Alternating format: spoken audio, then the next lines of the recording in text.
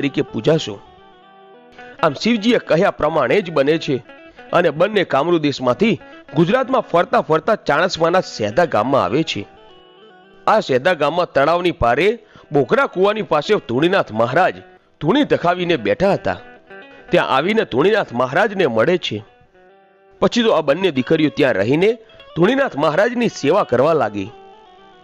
સમય જતા એક દિવસ ઉર્મા અને રાજબાઈએ મહારાજને કહ્યું કે હે મહારાજ, તમારી આજ્ઞા હોય તો અમે આ સેધા ગામને પરચો આપીએ. મહારાજ બોલ્યા, આ સેધા ગામમાં રૂપાજી અને હીરાજી ઠાકોરની ચોકી ચાલી રહી છે.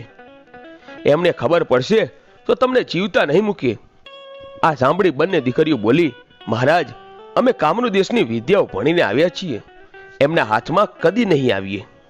પછી તો મહારાજની રજા લઈને સેધા ગામમાં રમતીઓ માંડે છે.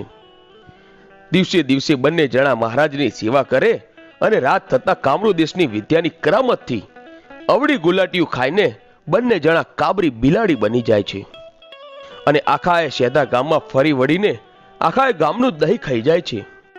આવું 2-4 દિવસ રોજ ચાલ્યું એટલે આખા સેધા ગામમાં રાડ પડી